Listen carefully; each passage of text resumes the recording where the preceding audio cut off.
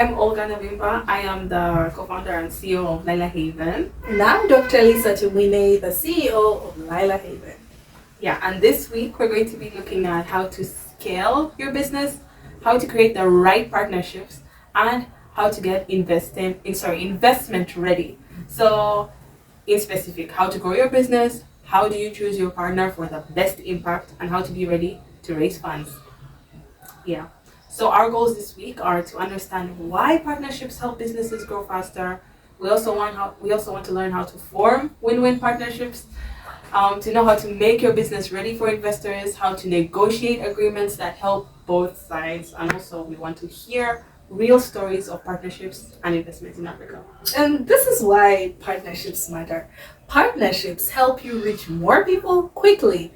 Partnerships bring skills, not just money and also market access. Sometimes people think that partnerships are just going to lead to money, but it's a lot more than that. Sometimes what you need is not just cash, but the access to the market, the skills.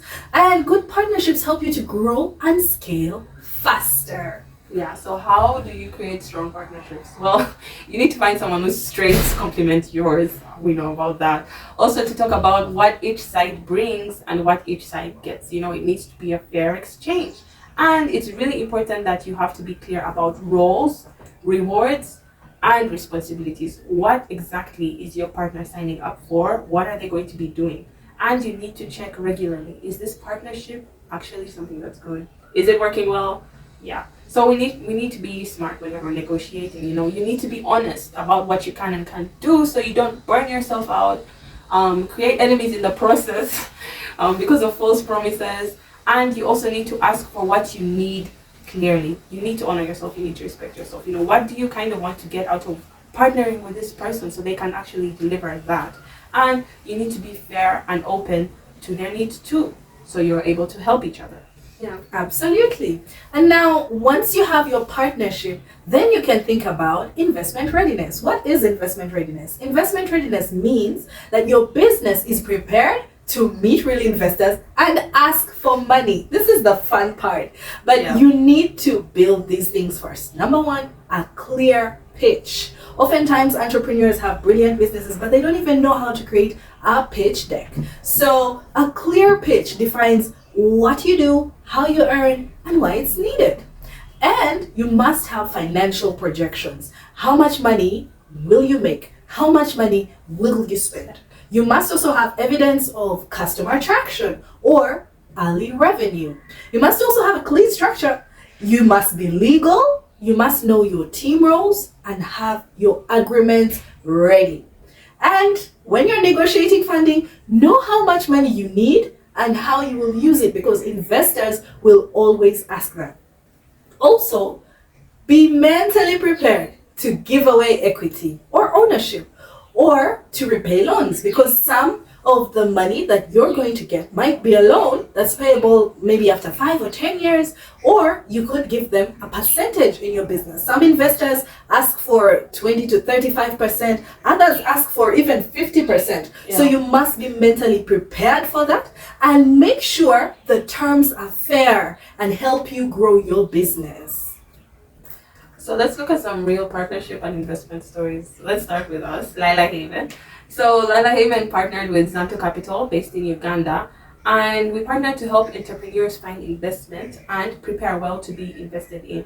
So Zanto helps Lila Haven founders pitch, negotiate, and close the funding deals. So together we support growth by combining mindset coaching, mindset support with capital readiness and investor connections from Zanto. Yeah. Let's again go out of Africa. Let's look at Facebook. We have Meta, early days. Mark Zuckerberg partnered with Y Combinator and Growth Engineer to scale user numbers. That's what he did in the beginning. And he fundraised after that. He fundraised in 2005 to 2006. He brought in early investors that helped him to hire his team, hire engineers, product people, marketing experts. That's what he needed to make the business grow. And they did grow. They grew to something we all know today, to the meta giant we all know today, all from a dorm room project.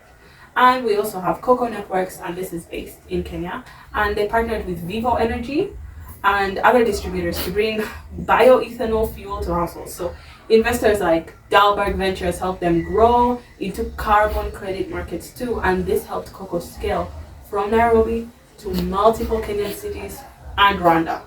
We also have Paystack, which is based in Nigeria. Early partnership with Shopify in 2016 let African merchants on Paystack accept payments online. So they later had deals with Apple Pay, Zero, and WooCommerce. This helped them go faster, but that partnership with Shopify really opened doors.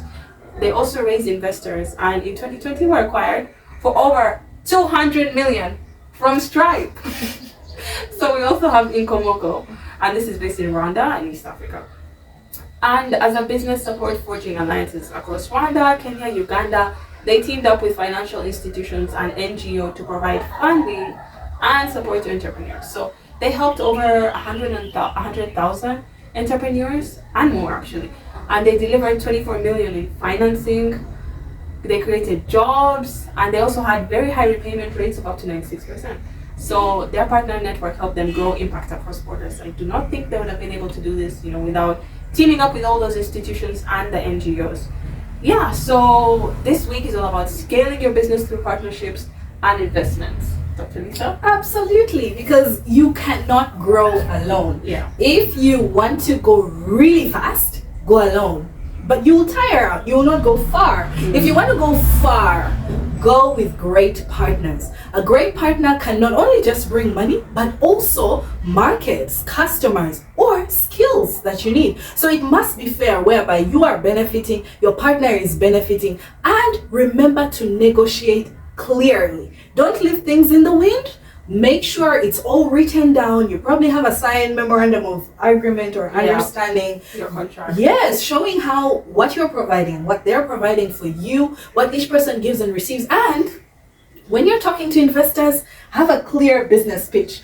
There are so many founders that pitch more than one business idea, and sometimes the investors get confused. So if you want to pitch about grocery business, don't bring in food.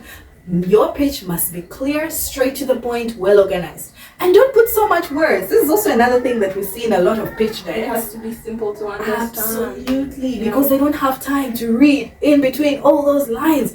Make it clear, straight to the point, and place what we have shown you to be the best in your pitch deck. Also, have proof that your idea works. What is that proof? The customers, or you're making sales. Your financials must be well arranged. They show how your business will make money. For example, when we at Lila Haven partnered with Zantu, we were just trying to help founders to get investor ready. And especially you that has come to the end of this training program, we're going to give you weekly tasks. But after this, if you are ready, pitch deck ready, we're ready to connect you to Zantu Capital, where you will have further interactions with different investors. But even if you don't have your pitch deck ready, Zantu Capital will help you. And that's the most amazing thing. Remember, Facebook grew by finding mentors and investors early. So don't feel like you're too early to find partners and mentors. Absolutely. Cocoa networks, they use partnerships to take clean fuel across Kenya. Paystack, they connected with Shopify and Apple to scale fast. And you talked about Inkomoko that partnered across countries to support thousands of Africans. So this week, I want you to write a partnership idea. Who would you team up with? And what would you offer? And what would the other side offer? Number 2, I want you to create a short pitch. Pitch your idea. How do you earn? And how much money do you need? End with your ask. Number 3, I want you to do this week, list what investors would want to see. What do you think investors would want to see? Like we said, here is a hint. She's given you the hint. Customers, revenue, clear use of funds. So go ahead and do that. Yeah, and I also want you to think about who could you partner with to help your business? What will each of you bring that makes you? Think about writing a 1-minute pitch. Practice. Yeah. What's your product? What's your market? Why does it matter? What do you need? Also, what proof or numbers would you show to an investor? And how would you negotiate the deal to keep it fair? Yeah, so thank you so much for being with us until week 10. Congratulations, you've reached the end.